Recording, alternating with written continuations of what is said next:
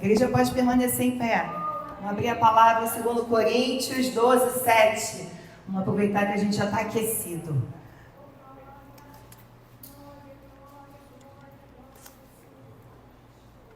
Deus já está trabalhando nesse lugar, né, igreja? A gente já pode sentir no meio do louvor o Senhor já fazendo. Amém? Todos acharam? 2 Coríntios 12, 7.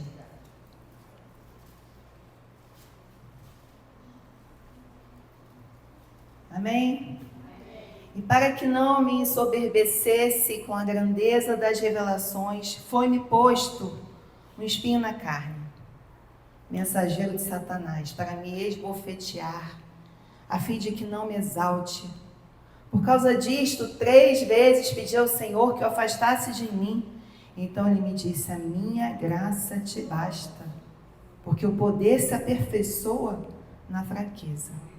De boa vontade, pois, mais me gloriarei nas fraquezas, para que sobre mim repouse o poder de Cristo. A igreja pode se assentar.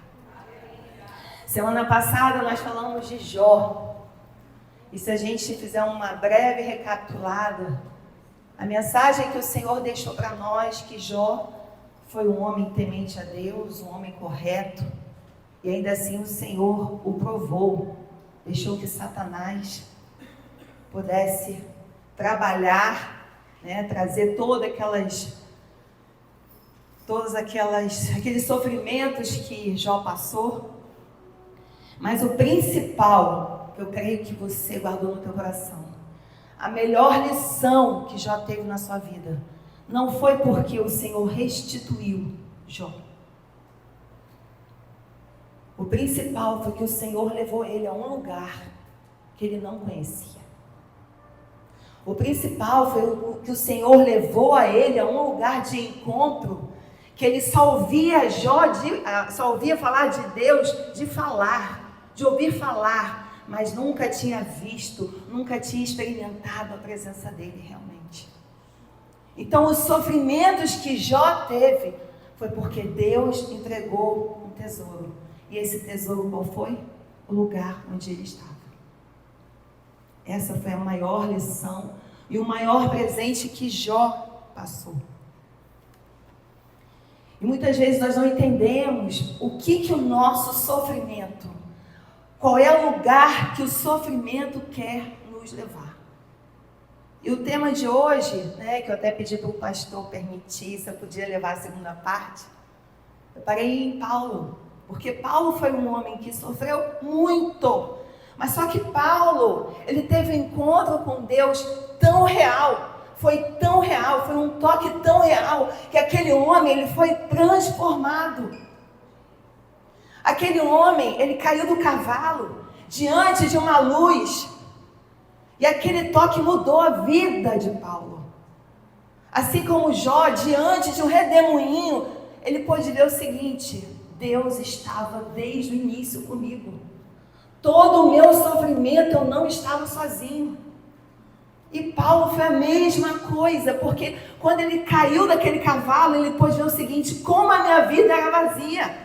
Como a minha história era vazia, como tudo que eu sabia, todos os meus conceitos, todos os meus valores, como era tudo vazio, como eu não tinha a revelação do céu.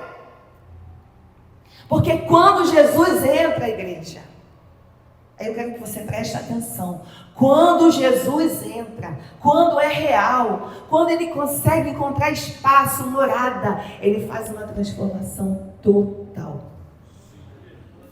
Não tem meio, não tem mais ou menos, é total. Paulo foi virado do avesso. O Saulo mudou para Paulo. Quando ele fala aqui que para que eu não me ensoberbecesse com a grandeza das revelações, igreja, Paulo, ele foi transformado de perseguidor para perseguido. O Paulo, ele foi transformado de um perseguidor implacável para um filho, um servo fervoroso. Foi transformado num apóstolo incansável, Um pregador da palavra que não se cansava. Isso é o que, igreja? Paulo, ele experimentou algo muito real. Todo mundo já conhece essa palavra sobre Paulo. Todo mundo sabe o que Paulo passou. Mas quando você entende na profundidade todo o sofrimento de Paulo, não é comum, não é natural suportar tudo aquilo. Por pouco a gente desiste. Por pouco o nosso caráter muda. Por pouco o nosso foco muda. Mas por que que Paulo, com o encontro, foi mudado radicalmente? Você não vê Paulo reclamando, não vê Paulo murmurando, não vê Paulo falando que está em dúvida, você não vê Paulo falando, tanto que ele foi o apóstolo responsável ele tem autoria de 13 livros na Bíblia, foi o homem de maior revolução interior, foi Paulo. E o chamado de Paulo foi o seguinte: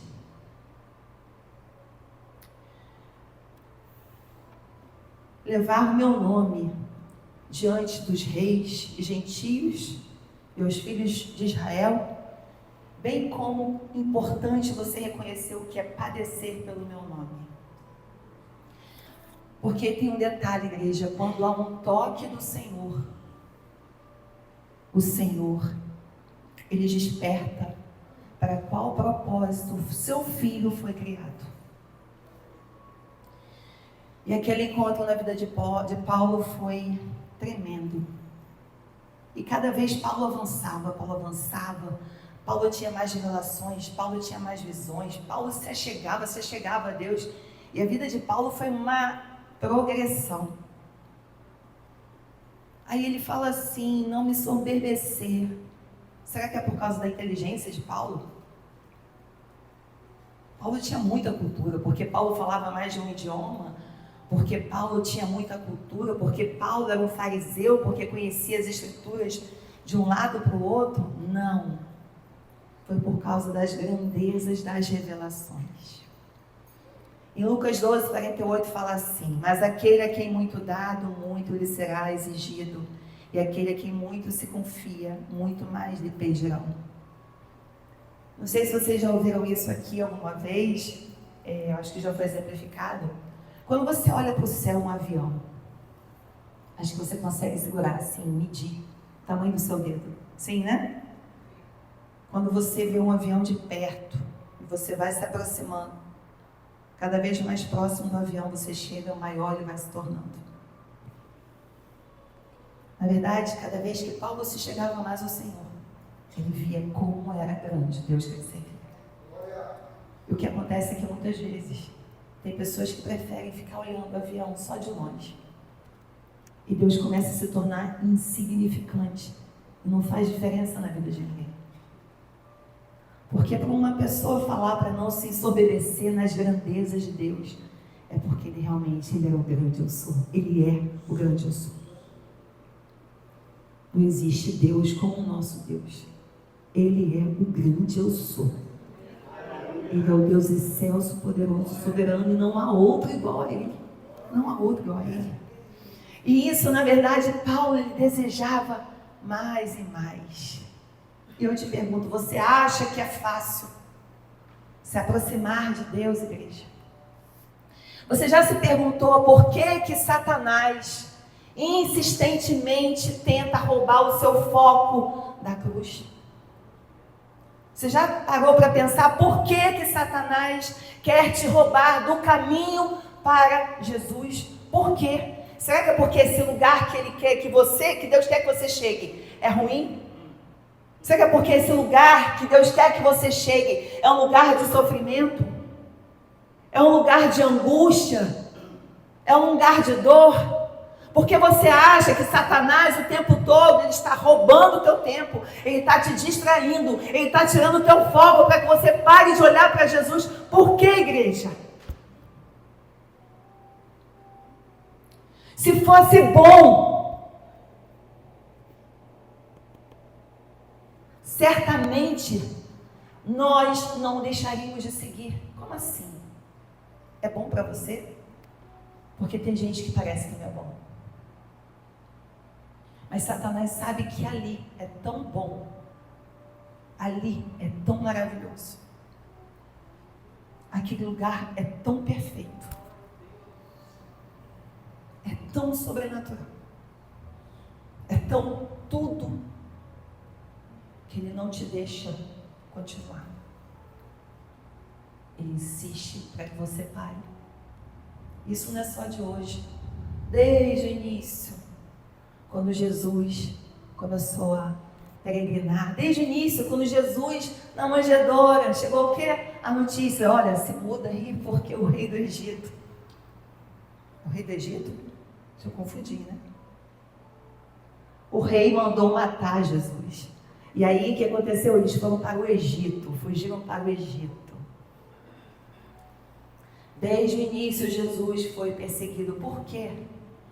Porque esse mesmo Jesus, que zela pela tua vida, que deu a vida por você, foi que expulsou Satanás da presença dele. Por isso que Satanás não quer que você se chegue ao seu Pai. Se ele não pode se chegar, você também não vai chegar. Não é fácil, mas tem uma passagem em João 6:44 que fala o seguinte: ninguém pode vir a mim se o Pai que me enviou não o trouxer. Isso quer dizer o quê? Não foi você que escolheu, não foi você que decidiu estar aqui. Ele te trouxe aqui, ele te escolheu aqui. E eu tenho certeza que cada um que está aqui, se está aqui, é porque teve algum encontro com Deus. A minha única pergunta é o seguinte: se esse encontro, ele é o foco da tua vida, porque não basta ter um encontro, basta permanecer neste lugar, permanecer neste encontro. É isso que Jó entendeu. Jó foi levado a um lugar que Deus se encontrou com ele, a um lugar que foi único, a um lugar que ele pôde sentir a presença de Deus. E é nesse lugar, depois que cada um tem o seu encontro com ele, que Deus quer te permanecer. Você já viu, igreja, aqueles bichinhos, né, que aparecem aqui quando você liga a luz, aí vai direto para a luz? Todo mundo já viu, principalmente no calor, né? Aí eu estava pesquisando, né? O marido sabe que eu gosto de dar uma mergulhada numa coisa que não tem nada a ver. Eu sempre gosto de acrescentar, porque eu complemento, que eu falo assim, Senhor, tem algum motivo. E sabe o que acontece? Aqueles bichinhos, eles fogem da escuridão, porque na escuridão é onde tem os predadores. E a luz é o lugar onde ele se sente seguro. A luz é o nosso abrigo, igreja. João 12:46 fala assim: eu vim como luz para o mundo, a fim de que todo aquele que crê em mim não permaneça em trevas. E cada vez que você vai chegando a Deus, aquela luz vai ficando mais forte, as distrações vão caindo, as escamas dos olhos vão caindo, os seus ouvidos ficam destampados, você começa a contemplar a presença de Deus, porque é assim que Deus faz. Só que em Hebreus 12:14, Deus fala um segredo para que você o veja. Ele fala assim, ó: segui a paz com todos e a santificação, sem a qual ninguém verá o Senhor. Talvez você pense, como eu nunca me dei conta, nunca dei atenção para essa parte, seguir a paz com todos. Eu sempre falei o seguinte: sem santidade, ninguém verá Deus. E eu fui assim, Senhor, Deus deu duas condicionantes: seguir a paz com todos e santificação. Sabe o que quer dizer seguir a paz com todos, igreja? Unidade. Não tem como você estar bem com cabeça se você não está bem com o corpo.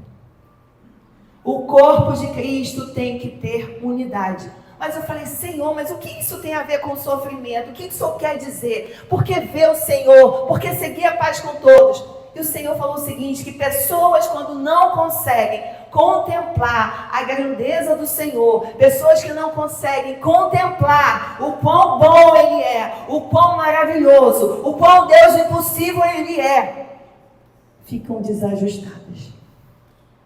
ficam com a fé abalada, ficam com o coração desequilibrado. E sabe o que acontece, igreja? Irmãos que estão com a fé abalada, eles contaminam outros irmãos. E quando você não se dá conta, aquela fé abalada do irmão é a mesma que a tua. Então, seguir a paz com todo é o seguinte: diante da provação, não se abale. Diante do sofrimento, não se abale. Diante da tua dor, fica na posição, porque eu estou contigo. É isso que Deus tem falado para a gente todo o tempo. E ainda tem outro detalhe: aquele irmão na igreja que olha o outro irmão débil na fé, debilitado, se achando certo, quer excluir. Exclua. A Bíblia fala que se você não ama o teu irmão, aquele que você vê, você não vai amar o Senhor. Você não vai amar o Senhor. Quando você vê um irmão débil na fé, fragilizado, a Bíblia fala que o amor do Senhor cobre multidão de pecados. Abraça, igreja. A gente não joga o dedinho do pé que está estragado fora. A gente vai fazer de tudo para que esse corpo se torne saudável de novo. É o teu papel cuidar do teu irmão. É o teu papel cuidar do corpo. Isso é seguir a paz com todos que fazem parte do corpo de Cristo. Se o corpo de Cristo é saudável, ele tem uma paz que excede todo entendimento, porque o corpo de Cristo anda junto, o corpo de Cristo se apoia, o corpo de Cristo suporta a dor do outro, o corpo de Cristo, ele sabe muito bem quando o irmão está chorando, ele abraça, ele acolhe e ele põe de pé, porque é usado por Deus. E a santificação? Tem uma coisa aqui que eu coloquei, ó. O Senhor nos orienta a respeito das atitudes que o desagrada. Provérbios 6,16. 6 coisas o Senhor aborrece.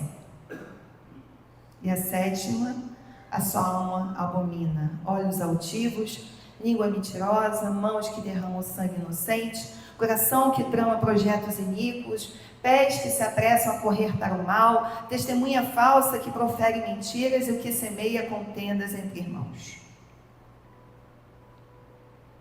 É isso aqui que o Senhor não quer que haja no meio do corpo. E a santificação? Santificação. Aí eu vou para algo mais profundo, igreja. Sem santidade, ninguém verá a Deus. Como assim santidade? Se você não entrar no caminho da santificação, se você não trilhar este caminho, você não vai ver Deus no teu sofrimento. A Bíblia fala daquela passagem, né? Que eis que a mão do Senhor não está encolhida para que não possa salvar, nem a mão... Eis que a mão do Senhor não está encolhida para que não possa salvar, nem surdo o seu ouvido para não poder ouvir. Mas as vossas iniquidades fazem separação entre vós e o vosso Deus, e os vossos pecados encobrem o seu rosto de vós, para que não vos ouça. Aí eu pergunto a você, você acha que Deus em algum momento vai estar com as mãos encolhidas para um filho? Não. Os únicos que podem estar com os olhos vendados é você, igreja. Somos nós. A única coisa que faz separação do nosso Deus somos nós. O único que pode sair do caminho somos nós. Ele permanece no mesmo lugar, esperando.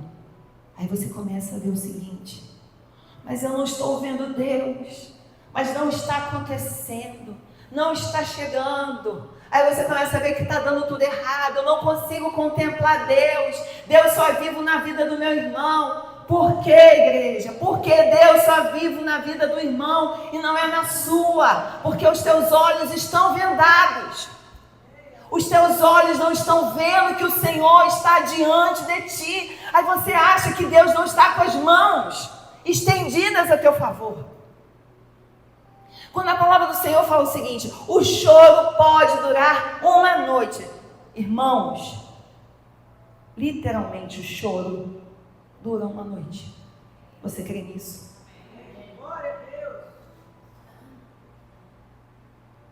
Assim como Jesus falava para Paulo que a minha graça te basta. A alegria ela pode chegar pelo amanhecer, sim, se os seus olhos estiverem sem a venda, sem a venda dos olhos.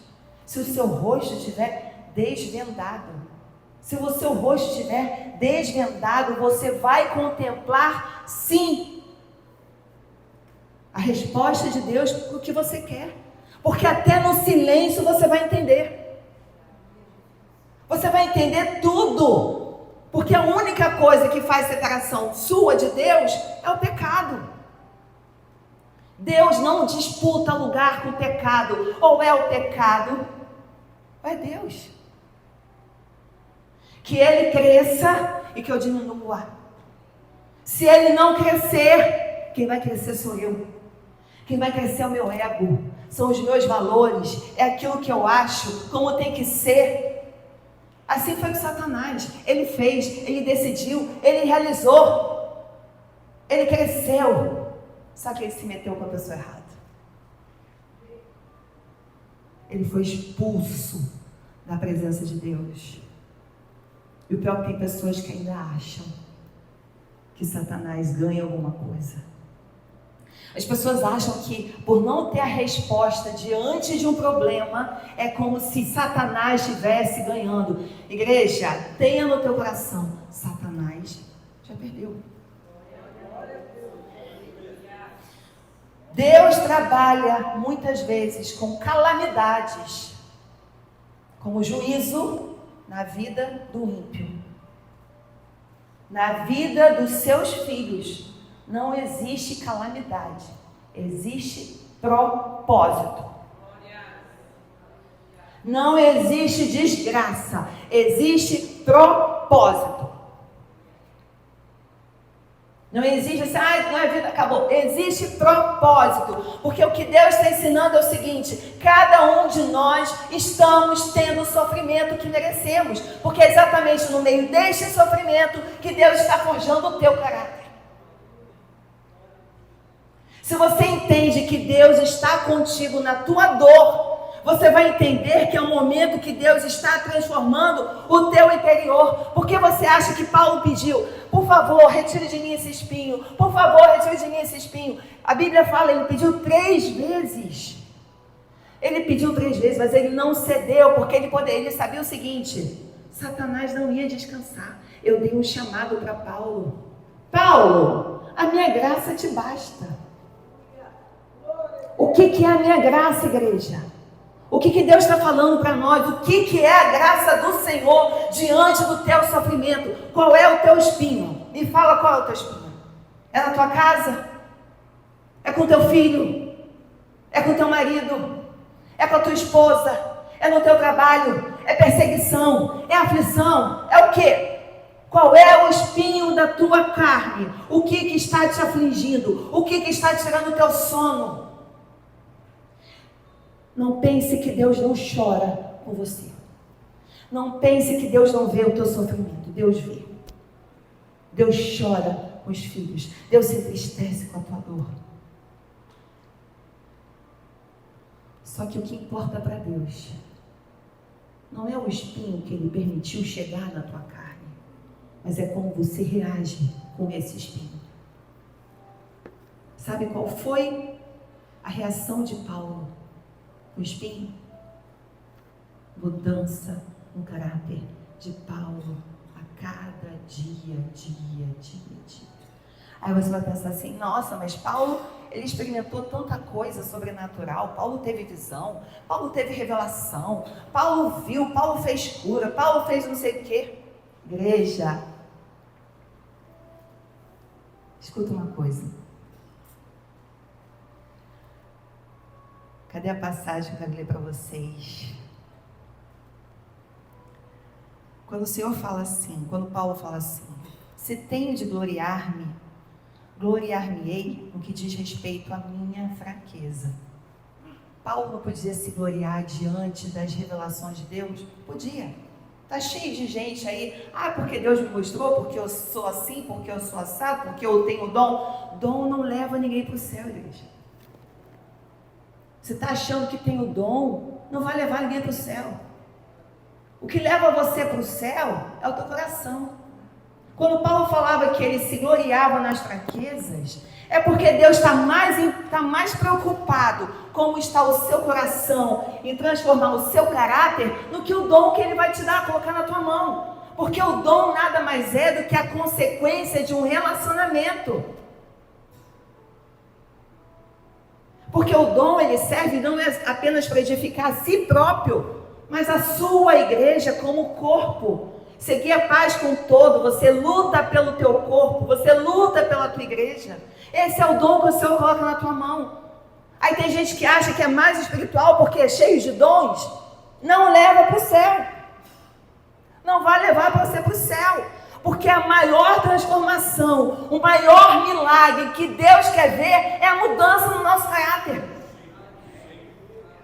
Quando você olha para o teu passado, veja quem você foi. Olha quem Paulo era, veja quem você foi, olha para quem você é. Irmãos, é milagre. Outro dia eu estava falando com meu marido, eu nunca na minha vida, eu imaginava estar aqui na casa do Senhor, falando no nome dEle. Eu não quero sair desse lugar que o Senhor me leva. Eu não quero sair desse lugar que eu tenho encontro com Ele. Eu estou disposta a pagar o preço. Tem gente que fala assim, não canta aquela música não. Ó Senhor, quebra o vaso, faça de novo. Não canta não. Eu falo, canta. Sabe por quê? Canta. Porque se você canta, o Senhor quebra o vaso, é porque tem que fazer novo. Deus tem que fazer vaso novo, igreja. Porque só vai reter o vinho novo se o outro não for velho.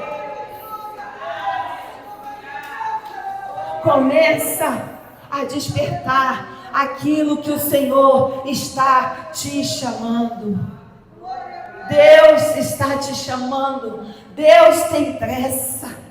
Deus não quer que você ande nesse deserto por muito tempo. Deus tem pressa. Deus quer mudar o teu caráter. Deus quer mudar o teu coração. Não pense que Deus não vai olhar para as tuas necessidades, mas isso é segundo plano. Primeira mudança, ser fiel no pouco, que no muito te colocarei. Se você não for fiel com Ele no pouco, você não vai experimentar onde Deus quer te levar. É isso que o Senhor tem falado ao meu coração constantemente. Quando Paulo falava que se gloriava nas fraquezas. Igreja, o que é fraqueza? É onde você não tem vigor, é quando você não tem força. Tem provas que chegam na nossa vida que derrubam, que te matam. Mal você consegue respirar. Sim ou não? Aí sabe o que acontece? Você olha para o lado e você vê irmão morrendo no meio da prova. Aí você pergunta, o que está acontecendo? Será que é porque ele pecou? Está fazendo uma opção de coisa errada? Propósito. Porta fechada é propósito. Porta fechada é propósito. Deus quer trabalhar com cada um de nós. Quando você vê o irmão morrendo no meio da prova, é porque ele está se apoiando no seu braço. Igreja, não existe afinidade, não existe compatibilidade entre sofrimento e nós. Nós não suportamos sofrer. Você não suporta o sofrimento se o Senhor não te sustentar. Não há força no teu braço. Quando você vê alguém sucumbindo é porque está se apoiando na sua força.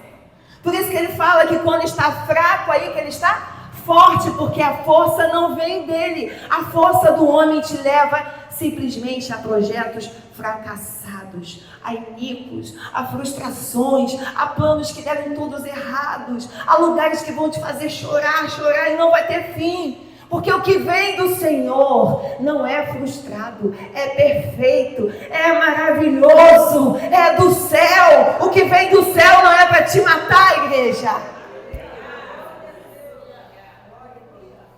E Deus, Ele fala o seguinte, Ele tem mostrado, quanto mais impotente você fica, mais dependente Ele quer.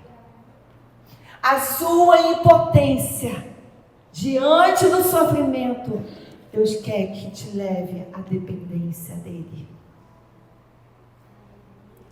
Quando você é diante da tua dor, o Senhor, Ele fala de algo chamado perseverança. Romanos 5,3 fala o seguinte: não somente isso, mas também nos gloriamos nas próprias tribulações, sabendo que a tribulação produz perseverança, perseverança, experiência, experiência, esperança. Ora, a esperança não confunde, porque o amor de Deus é derramado em nosso coração pelo Espírito Santo. Quando você entende que na sua fraqueza Ele está com você, Ele começa a transformar as suas dores em glória. Ele começa a transformar os seus fracassos em triunfos, os seus lamentos em louvores, as suas tragédias em testemunhos. Deus sabe que a Bíblia, como eu já falei na última vez, se você ler numa perspectiva de dor, você vai entender que Deus não permitia nenhum filho passar por sofrimento sem que houvesse um propósito. A dor não escolhe raça, não escolhe cor, não escolhe ninguém, qualquer um passa pela dor. Mas Deus é tão maravilhoso que Ele assume as nossas dores, né? Na cruz, quando muitos estavam achando que estavam ganhando a sorte grande diante do sofrimento do nosso Deus, a gente estava vendo vitória, porque foi na cruz que a gente pôde se reconciliar com Deus. Foi na cruz que a gente pôde ter o plano da redenção à nossa disposição, que a gente pôde ter acesso ao Pai. Quando você lembra de Jesus, quando chegou no enterro do seu amigo Lázaro, diz o quê? Que ele chorou, ele sentiu a dor dos seus irmãos, ele chorou. Deus assume a tua dor, igreja. Quando o Senhor apareceu a Saulo, antes Saulo, que o fez cair do cavalo, o que ele falou? Saulo, Saulo, por que me persegues? Quem que Saulo perseguia? Os filhos de Deus. Por que me persegue, Saulo? Porque Deus toma a tua dor, igreja. Tem uma passagem que fala assim, ó, Zacarias 2:8. Pois assim diz o Senhor dos Exércitos: para obter Ele a glória, enviou-me as nações que vos despojaram. Porque aquele que tocar em vós, toca na menina do seu olho. O que você acha isso? Toca na menina do seu olho. A menina dos nossos olhos é a parte mais sensível do nosso corpo. Não pense que Deus não está vendo. Até mesmo as pessoas que você ama, quando você fala assim, meus inimigos, quando a gente clama ao Senhor pedindo para Ele abater o nosso inimigo, às vezes tem pessoas que a gente ama que podem ter brechas. O Senhor não vai em quem você ama, o Senhor vai na origem. Porque o teu inimigo não tem nome, eu já falei aqui. A tua luta não é contra carne ou sangue. O teu inimigo não tem nome. Mas quando você clama ao Senhor, que nem você vai ver em Salmo, Davi clamando várias vezes a Deus, por guerras que eles tinham que passar, por todas aquelas calamidades, né? Aquelas coisas que aconteciam na vida de Davi. Davi era um homem rico, Davi era rei, mas Davi sabia que sem Deus nada podia fazer. E era Davi.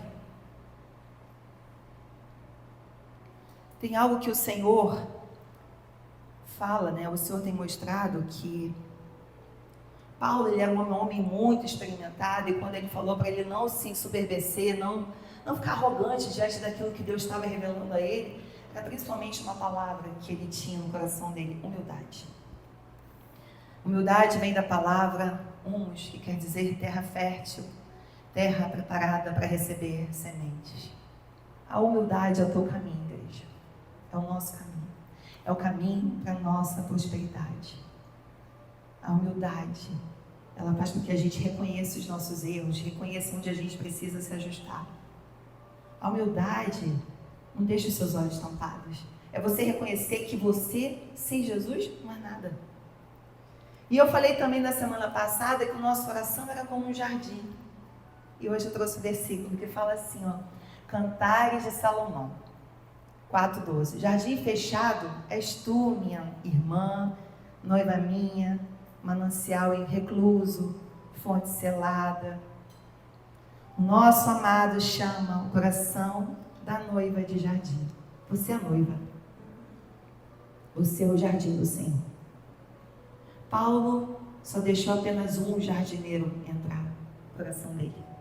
Foi Jesus. Você é manancial de águas vivas. Você é o jardim que o Senhor cuida, que o Senhor zela, que o Senhor tem protegido. Esse é o jardim. Então não pense, igreja, que quando você passa pelo teu sofrimento, que Deus não está vendo. Às vezes vai ter um momento que aquela florzinha tem que ser cortada para poder crescer. E o corte daquela flor vai doer. Mas só que a flor vai tomar uma força e vai crescer. E assim é o jardim do Pai. Quando Paulo fala assim, porque sou fraco, então é que sou forte. Ele reconhecia que ele era fraco. Nós somos fracos. Não estou fraco. Nós somos fracos. Mas em Deus somos fortalezas inabaláveis. Deus se torna um com você. Eu quero trazer isso ao teu coração, que você, deixa eu terminar a palavra, tinha mais coisas que eu falei demais hoje. Mas o principal, igreja, Deus sabe o sofrimento que você está passando. Não pense que Deus não sabe. Não pense que Deus não vê a sua dor. Não pense que Deus não vê suas noites de angústia, seu choro. Não pense que Deus não vê isso. Deus vê. Deus vê. Mas Ele te pergunta: por que a minha porta ainda permanece fechada para você? A Bíblia fala que Ele tem a chave de Davi, que o que Ele abre, homem nenhum fecha, e o que Ele fecha, homem nenhum abre. Então as portas fechadas, é Ele que está fechando. As portas abertas, é Ele que está abrindo. Qual é o propósito da sua porta fechada? Não é calamidade, não é juízo, não é castigo, igreja. Deus está te forjando para que você experimente mais e mais dele, para que você possa ser transformado de glória em glória, imagem e semelhança do vosso Deus, do vosso Pai. Deus não te chamou para você ficar prostrado. Você acha que você levanta porque você tem força? Você levanta porque você tem um Deus que tem te sustentado. Você tem estado de pé diante da prova porque você tem um Deus que tem te sustentado. Existe um Deus que te dá vigor todos os dias da sua vida, porque enquanto os propósitos dele não se cumprirem, não vai acabar. É Deus que te põe de pé, não é a tua força, não há força no homem, porque a Bíblia fala que nós somos como um sopro de vida, como uma sombra. A gente pode acordar amanhã e não ter mais fôlego. É o Senhor que tem te sustentado, que te sustenta. A minha filha ontem chegou em casa e falou assim: mãe, ela está estudando agora o aparelho circulatório, o aparelho cardiovascular do coração. Ela falou assim: mãe, o coração, ele tem tudo para dar errado. Uma peça que desande, ele para. Então não pense, igreja, não vai ser a sua alimentação saudável. Lógico que é muito bom. Por favor, Mariana, você tem que cuidar do templo, amém? Mas não pense, igreja, que não é alimentação, não é porque você faz isso, não é porque Deus te deu o dom, não é porque você estuda, não é porque você... Não adianta nada disso, igreja. Se você não souber se posicionar no teu sofrimento, pode ser que essa dor não tenha mais jeito para a tua vida. Eu acho que teve uma vez, não sei se eu já comentei aqui, em adolescente eu tinha sido batizada pelo Espírito Santo. Nunca abri mão de buscar. O Espírito Santo é a manifestação da presença de Deus. Mas não pense que aquele que não é batizado é menor. Não pense isso. O Espírito Santo habita em cada um de nós. Mas a Bíblia ensina que você tem que zelar pelos dons. Se é desejo do coração, busque, que o Senhor vai te dar. E por muito tempo, desde a minha adolescência, eu percebi que o Senhor se afastou. Eu nunca mais falava. E a minha vida com Deus, depois passou o tempo, eu já tinha até me esquecido dessa experiência que eu tive. E passou, depois eu me casei. Mas sabe quando você sente assim, falta alguma coisa? Faltava alguma coisa. Eu quero experimentar o que os outros estão experimentando. Eu não estou experimentando, eu quero essa alguma coisa. E eu me lembro que uma missionária estava morando em Brasília, ela chegou e falou assim: talvez não haja o amanhã para você. Essa é a tua última chance. Aquilo foi para mim como uma espada. Sabe por quê? Porque o viver na igreja, o viver relacionamento com Deus, não pode ser algo religioso. Sabe? Não pode ser porque domingo é dia de ir na igreja, ou eu vou lá porque eu recebo alguma coisa de Deus e eu volto forte. Não pode ser assim. Assim como Jesus entrou na vida de Paulo, Deus quer entrar na tua vida, causando uma transformação ao ponto de você falar o seguinte: eu me glorio naquilo que eu passo, porque eu sei que eu sou dele. E quando aquela missionária falou, talvez não haja um amanhã para você, irmãos, aquilo foi como uma flecha.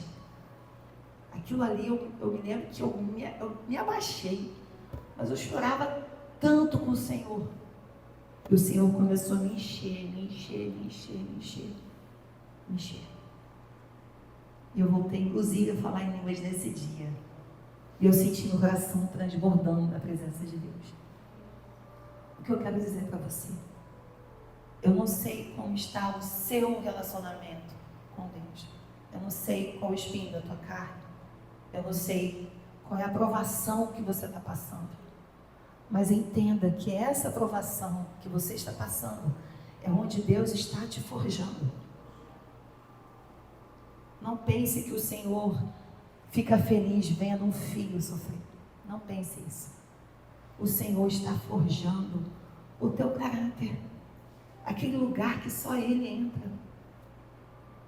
Porque Ele quer te levar a lugares altos. Ele quer te levar a um lugar para que você possa falar o seguinte: agora meus olhos te veem. Ele quer te levar a um lugar para que você fale o seguinte: como eu me glorio nas minhas fraquezas, Senhor. É esse o lugar que o Senhor quer te levar. Você precisa entender que você é a menina dos olhos de Deus. Em Lamentações 3,19 fala assim: lembra-te da minha aflição e do meu pranto, do absinto e do veneno. A minha alma, continuamente os recorda e se abate dentro de mim. Oh, minha alma, por que se abate dentro de mim? Porém, a igreja, repete comigo, quero bem alto, trazer à memória aquilo que pode me dar esperança. Toma posse dessa palavra em nome de Jesus. A igreja pode abaixar os seus olhos da cabeça. Vamos orar para que o Senhor comece a trabalhar no nosso coração. Amém? Recebe essa palavra. Deus quer restaurar vidas desse lugar. Amém? Senhor Jesus, obrigada, meu Pai. Obrigada, Senhor, pela Tua presença neste lugar. Nessa hora, Senhor, eu te peço, tira a venda dos nossos olhos para que possamos contemplar a Tua presença. A Tua presença nos basta, Senhor, assim como o Senhor falou para Paulo, a minha graça te basta. A Tua presença nos basta, Senhor. Não importa o que nós tenhamos passado, não importa o que nós estamos passando, a Tua presença nos basta. Tira o nosso foco, Senhor, da nossa dor, que possamos ser transformados de glória em glória, forjados, Senhor, de glória em glória, contemplando, Senhor, nossa imagem como espelho, Senhor, transformando a nossa mente, o nosso coração, não nos conformando, Senhor, com os valores do mundo, mas nós pedimos, Senhor, que o Teu Espírito Santo, porque o Senhor deixou o Espírito Santo, o Consolador, aquele que nos consola no meio da nossa dor, do nosso sofrimento, Senhor, traz uma transformação para dentro de nós. Senhor, faz uma mudança real. Senhor, precisamos mudar, Jesus, para podermos contemplar a Tua face, contemplar as Tuas mãos estendidas,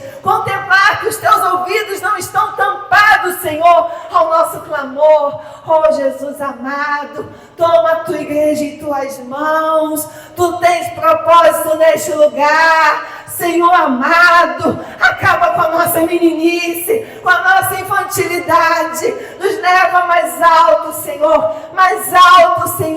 lugares, Senhor, onde o Senhor fala, onde o Senhor se revela. Oh, Jesus amado, precisamos da Tua presença.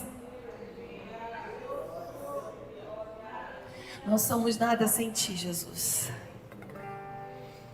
Não somos nada sem Ti. A igreja fala amém. Vamos pedir ao Senhor, sonda-me, para que o Senhor possa sondar o nosso coração. Fala, Senhor, nos sonda, porque precisamos ser transformados, precisamos ser mudados.